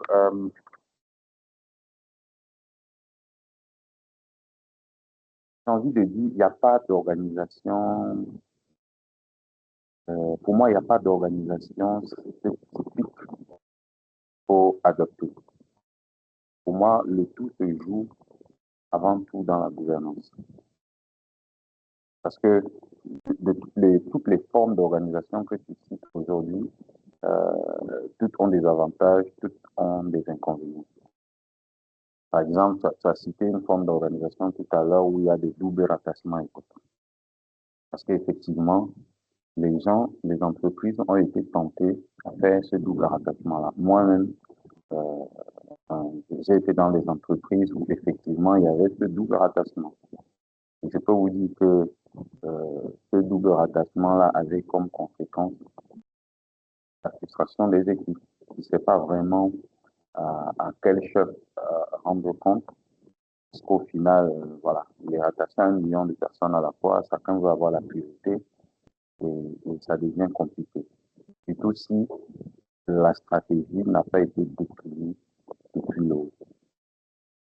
C'est pour ça que pour moi, ce que je recommande, c'est une fois de plus encore de partir de la vision. Ensuite, de la stratégie. Ensuite, des objectifs stratégiques. Une fois qu'on a des objectifs stratégiques, on fait des affectations. On fait des affectations de ces objectifs stratégiques-là. Si ça nécessite qu'on crée une nouvelle direction ou bien qu'on fusionne des directions, ben, qu'on le fasse. Et que, voilà, il ne faut pas qu'on donne un objectif stratégique, par exemple, à une direction qui a moins de 80%, qui est à moins de 80% dans sa zone d'autonomie d'action. Je ne sais pas si quand je dis ça, je me fais comprendre, mais l'idée, vraiment, c'est de se dire, là, on est bien juste dans le cadre de la transformation digitale. L'idée, c'est de se dire les objectifs stratégiques qu'on a définis, il faut qu'on les affecte aux personnes, ça peut être des directions, ça peut être des départements, il faut qu'on les affecte aux personnes qui ont une très bonne zone d'autonomie d'action. Forcément, il y aura des personnes qui contribuent et qu'on définisse des objectifs pour des personnes qui contribuent à ces objectifs-là, permettre la technologie, qui ne sont forcément pas dans leur direction. Sachant qu'avant tout ça, on a aligné tout le monde sur où on va. Aujourd'hui, c'est le gros péché des entreprises. Pour moi, hein, c'est le gros péché. Tu prends un employé d'une entreprise X, tu dis quelle est la vision de ton entreprise, il ne sait pas. Il ne sait pas. Je vous mets à défi, hein, si vous prenez 10 personnes, vous allez avoir peut-être maximum 1 ou 2 personnes qui savent te dire, voilà la vision de mon entreprise. C'est quelque chose sur laquelle les gens ne communiquent pas beaucoup. Or, ça permet d'engager les ressources. C'est quoi les visions, c'est quoi les ambitions? Une fois qu'on a ça, qu'est-ce qu'on vise comme création de valeur? Et quand on va créer cette valeur-là, qu'est-ce qui vous revient à vous? Chacun cherche son intérêt à un moment donné. Donc, pour moi, pour répondre à ta question, il n'y a pas, y a pas de mission d'organisation typique. Si. Pour moi, il faut juste éviter de donner des objectifs aux départements ou aux directions sur lesquels ils n'ont pas une zone d'autonomie d'action large, je dirais 80%. Par exemple, vous ne pouvez pas dire à la DSI ou bien à la direction digitale, je veux que, je veux par exemple que l'application X soit disponible à 100%, vous lui donnez ça comme objectif, alors que pour que l'application soit disponible à 100%, il faut que les infras soient disponibles aussi à 100%. Il faut que les infras soient dans sa zone d'autonomie d'action aussi. Sinon, vous allez donner cet objectif-là à quelqu'un d'autre qui a la possibilité de vraiment l'atteindre avec les moyens qu'il a. Je ne sais pas si je me fais comprendre, M. Dapon. Oui, oui, je comprends bien. Merci pour Ouais. votre réponse. Ok. La question, en fait, je l'ai posée à dessein parce que de plus en plus dans nos... Juste si tu me permets, hein. Oui, vas-y, c'est une question très, Ouais. très pertinente. Vas-y. Justement, donc je la pose à dessein parce que dans nos organisations, il est donné de constater que la transformation digitale est bien souvent portée par la DSI, qui elle-même aussi est une fonction support et qui a une orientation sur beaucoup plus la technologie, C'est les ça, outils logiciels. Et donc, dommage. ça fait que on pêche beaucoup sur la conduite de changement. Donc, c'est de dire comment on positionne les hommes qui puissent permettre à la fois d'allier cette conduite de changement et les outils.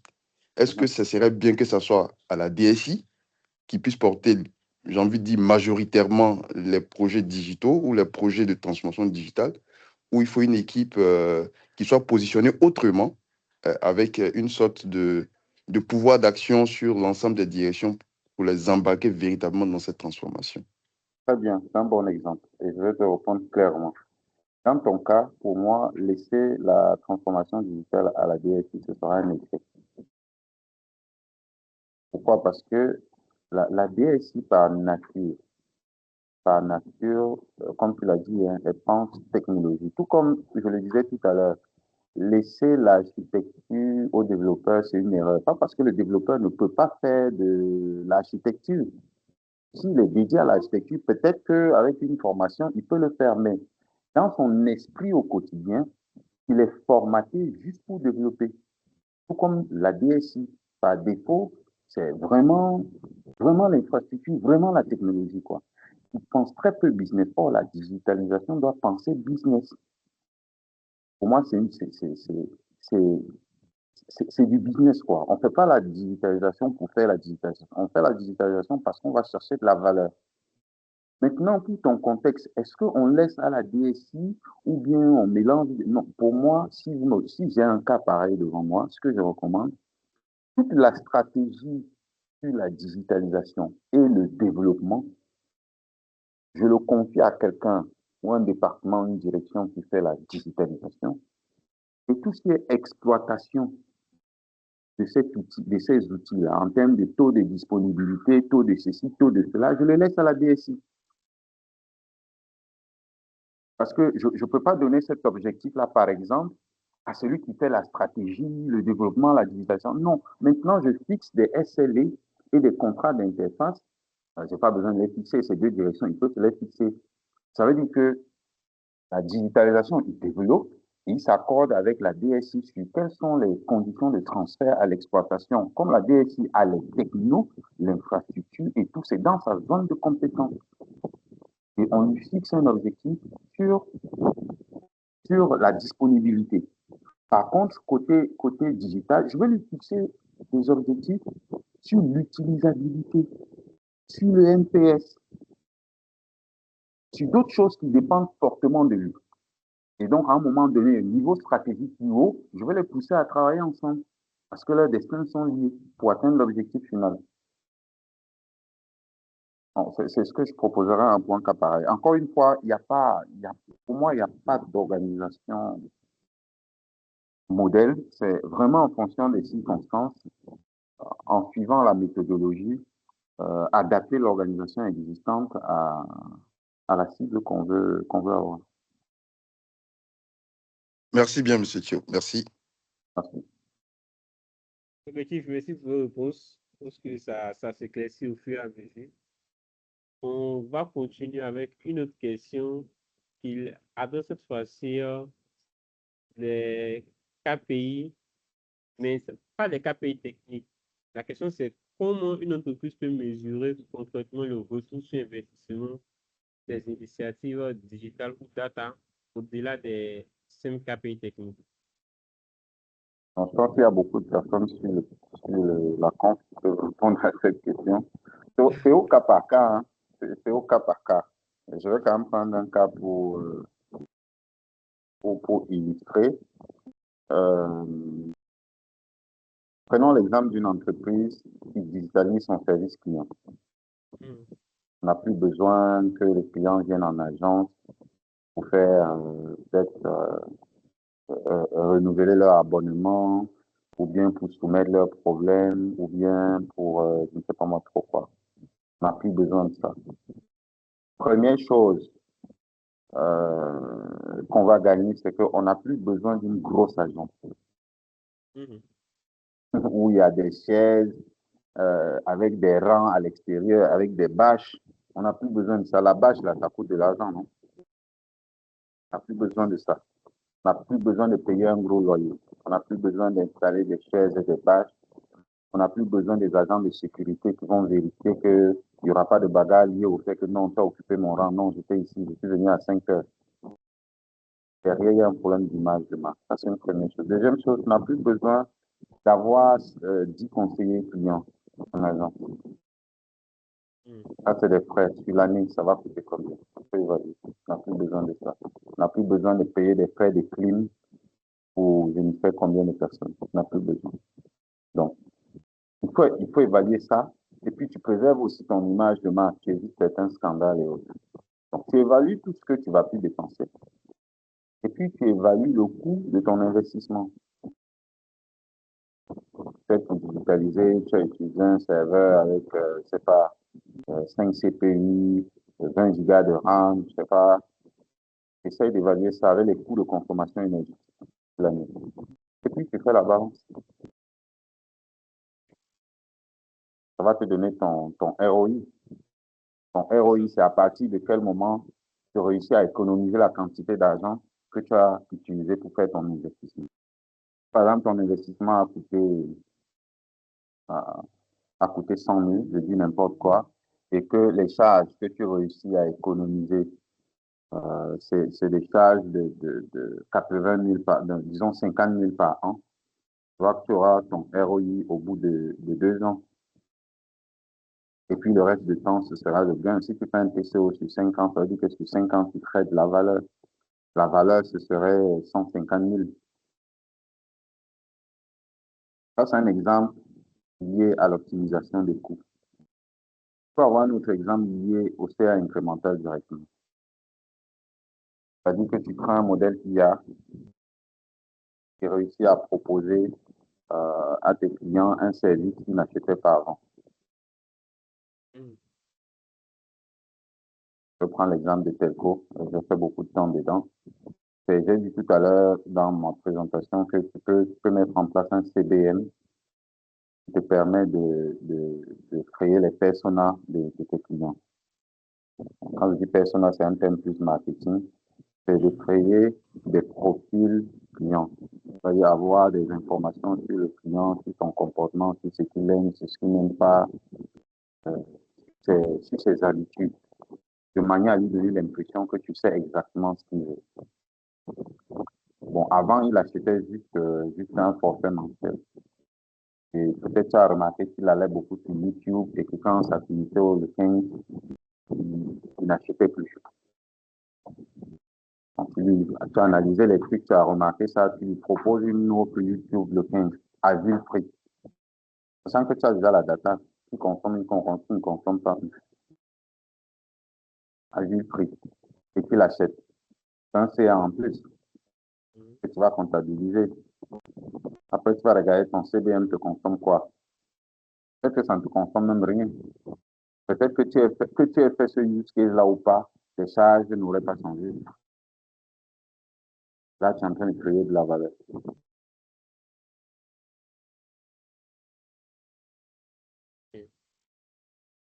Voilà. Oui, je pense que c'est clair. Nice, je ne sais pas si tu veux rebondir sur la réponse. Non, non, c'est très clair. Merci. OK. Donc, on continue avec la question suivante. On a parlé de client-centric. Et je ne sais pas si vous pouvez revenir sur cette notion. D'accord. Une entreprise client-centrique, c'est une entreprise qui construit sa stratégie autour du client. C'est une question ou bien c'est... Oui, c'était une question. Mais la personne n'était pas là au début, peut-être. Ah, bon, Donc, c'est une entreprise qui construit sa stratégie autour du client. Maintenant, la question, les deux questions qui en découlent, c'est qu'est-ce qui pousse de plus en plus d'entreprises à adopter cette approche-là? Et Bon, puis également, je vais revenir, d'arriver à rester rentable. je vais revenir sur une des slides là. J'avais expliqué ça, slide contexte, si vous permettez rapidement. Alors, en fait, ce que j'ai expliqué à l'entame, c'est de dire que les entreprises qui vivent longtemps, c'est d'abord des entreprises qui font du CA. Ça, personne ne peut le nier. Je ne connais pas d'entreprise qui vit longtemps qui ne fait pas de CA. On est tous d'accord là-dessus. Donc, c'est des entreprises qui font du CA.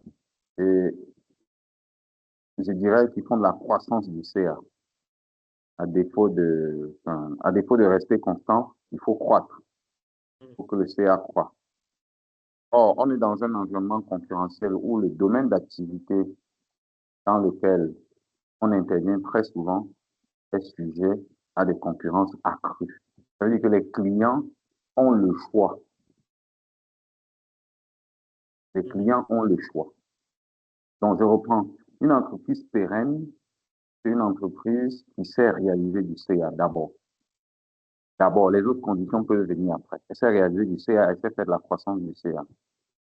Qu'est-ce qu'il faut pour faire la croissance du CA ou pour le garder? Il faut réussir à fidéliser les clients et à recruter de nouveaux clients. Jusqu'ici, on est d'accord. Il faut réussir à fidéliser les clients et à recruter de nouveaux clients. Or, on est dans un secteur hautement concurrentiel. Les clients qu'on avait hier peuvent aller ailleurs. Et il devient de plus en plus difficile de recruter les nouveaux clients, du moins le volume qu'on veut, parce que la concurrence est accrue.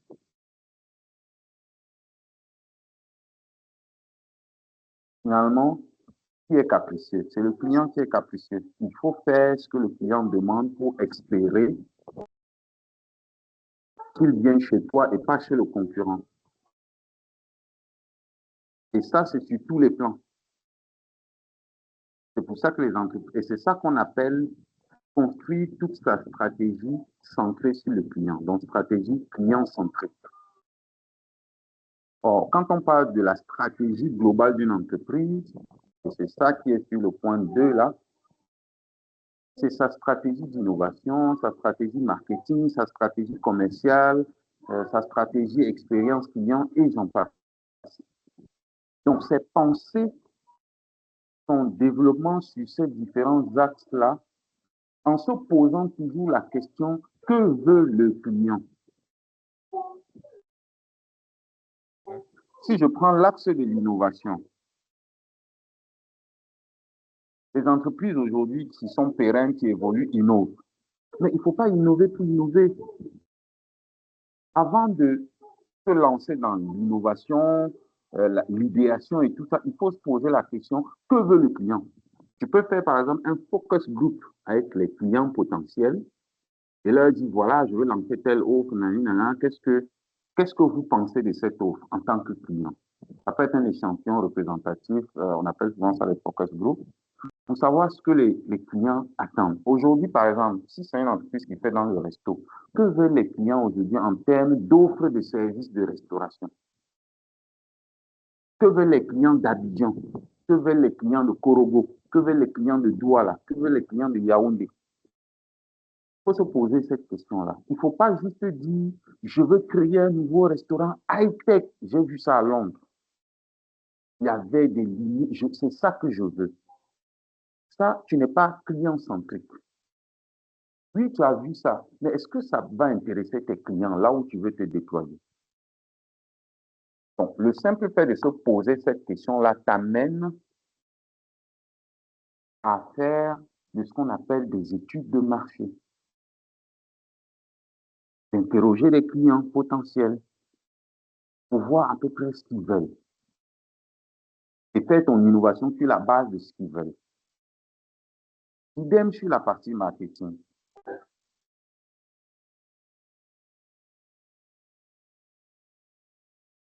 Excusez-moi, hein.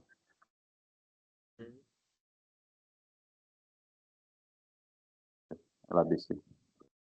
Donc, se poser la question sur on peut travailler. Je viens, va m'attendre là-bas. Va m'attendre au travail. Se poser la question sur qu'est-ce qu'ils veulent. Bon, le marketing, c'est quoi? Si vous voulez, c'est le produit, le prix, la promotion et la place. Quand on parle de marketing, c'est ces notions-là. C'est la segmentation, le positionnement, la technique SCP là. Donc, par exemple, si vous voulez marketing, le produit, la technique 4P là, le produit, le prix, la place et la promotion. Se poser la question, quel produit le client veut? À quel prix le client est prêt à acheter ce produit? Il ne faut pas fixer le prix comme ça. Il faut penser au client. Quelles sont les promotions qui pourraient intéresser le client, etc. Sur le volet commercial, que veut le client? Est-ce qu'il veut payer en one shot? Est-ce qu'il veut payer en tranche? Est-ce que c'est ça avoir une stratégie client-centrée? De manière à ce que finalement, ce que tu offres comme service, parce que c'est ça la finalité, que ça obtienne l'adhésion maximale du client pour sécuriser ton type d'affaires. Évidemment, l'idée ici n'est pas de se décrire pour forcément satisfaire le client, mais c'est de se poser la question, est-ce que ce que nous on fait va dans la direction de ce que nos clients vont apprécier? Et c'est ça qui va permettre de produire des services qui sont acceptés par le client, consommés par le client, et derrière, la croissance du CA va évoluer, et puis l'entreprise sera pérenne. Voilà, je ne sais pas si ça reprend votre question. Oui. Dia, je ne sais pas si c'est... Oui, merci beaucoup. Ça répond à mes questions. Ok, tu continues avec une autre question. Il reste Et 10 votre minutes, c'est ça? expérience, oui, c'est la discussion est trop intéressante. Oui, Ok. il y a un peu de questions. Quelle est votre expérience qui vous a le plus marqué dans tous les projets que vous avez eu à suivre en parlant d'un projet de transformation digitale? La plus marquante. En termes de quoi, peut-être? Qui a eu le plus de succès, ou soit peut-être même qui a eu bon, je ne dirais pas le mot d'échec, mais qui a échoué en fait. Bon, j'ai pas envie de parler des sujets d'entreprise sur la conférence. J'aurais un peu du mal à répondre à cette question parce que c'est délicat. Non, mais juste un overview sur le projet, pas forcément citer l'entreprise où vous Oui, étiez. mais dès que je cite le projet, on peut reconnaître l'entreprise. Quand je regarde le panel, donc je vais m'abstenir. J'ai travaillé certes sur beaucoup de secteurs, comme vous l'avez remarqué, j'ai travaillé sur le réseau, la sécurité, euh, l'exploitation, où j'ai dirigé des centres d'expertise radio et tout ça, mais j'ai pas travaillé dans beaucoup d'entreprises, j'ai beaucoup tourné sur Orange.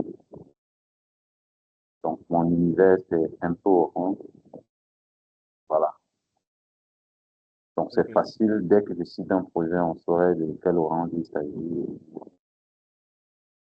Et soyez-en rassurés, ce que je vous partage, il y a beaucoup de choses qui viennent de là, des choses que j'ai vues, qui sont encore là même. Mais j'avoue que c'est une question compliquée, hein. Personne n'a le couteau magique là. mhm, Comme je disais à Daboni tout à l'heure, c'est vraiment une question d'adaptation en gardant à l'esprit certaines règles qui permettent de sécuriser la création de valeur. ok.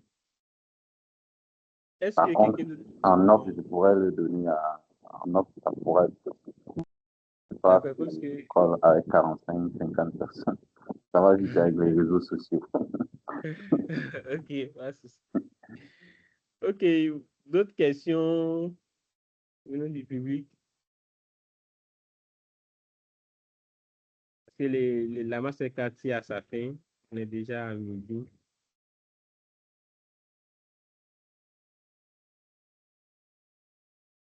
Ok.